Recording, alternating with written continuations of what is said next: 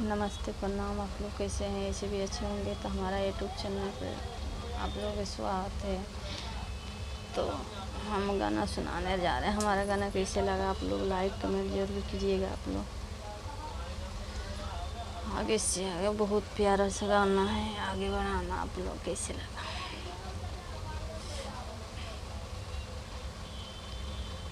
ए गौरा कौन गुनवा बाटे तुहरा भोला में, ऐसी चर्चा होला टोला में ना।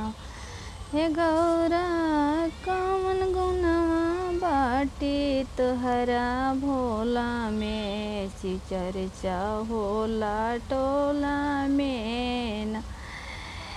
घर में सांपवा की मेला, कन में बिछुआ के कुंडा, गल में सांपवा की माला, कन में बिछुआ के कुंडा। सखी होए गुण बाड़े हमरा भोला में, शिव चर्चा होला टोला में ना।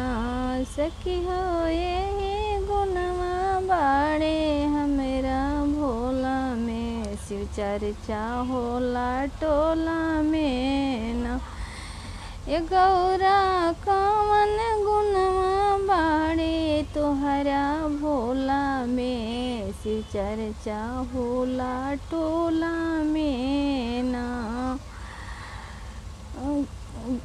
माथे पे घरी डाँड में मेरे गा के छाला, माथे पे जटावा में गंगा जी की धारा, डाँड में मेरे गा के छाला, जटावा में गंगा जी की धारा।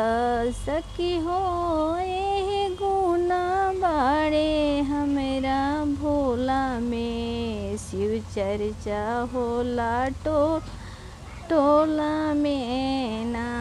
सखी होए गुना बाड़े हमरा भोला में, शिव चर्चा होला टोला में ना। गौरा कौन गुण बाड़े तोहरा भोला में, शिव चर्चा होला टोला में ना। गौरा हो कौन गुण बाड़े तोहरा भोला में, शिव चर्चा होला टोला में ना।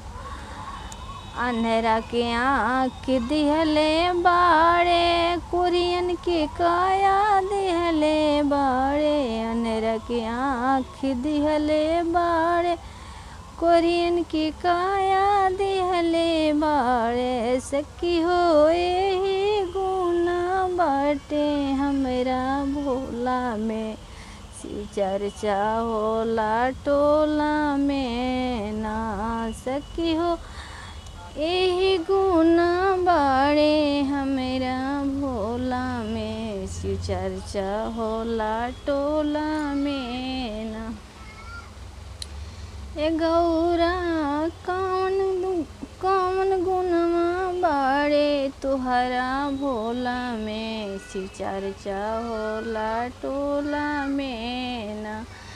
ए गौरा कौन गुणवा बाड़े तुहरा भोला में, शिव चर्चा होला टोला में ना।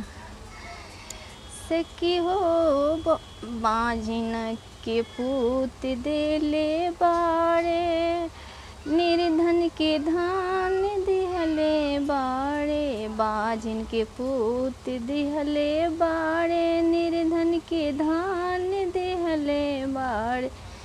सखी होए ही गुना बाड़े हमरा भोला में, शिव चर्चा होला टोला में ना। सखी हो एही गुना बाड़े हमरा भोला में, शिव चर्चा होला टोला में ना। हेलो नमस्ते प्रणाम। आप लोगों को कैसे लगा हमारा यूट्यूब चैनल पर आप लोगों का स्वागत है। तो अगर ऐसा गाना अच्छा लगे तो लाइक सब्सक्राइब कमेंट जरूर कीजिएगा आप लोग। मिलता हूँ अगला वीडियो में। सोहर और भजन गाना हमारा कैसे लगा आप लोग कमेंट करके ज़रूर बताइएगा।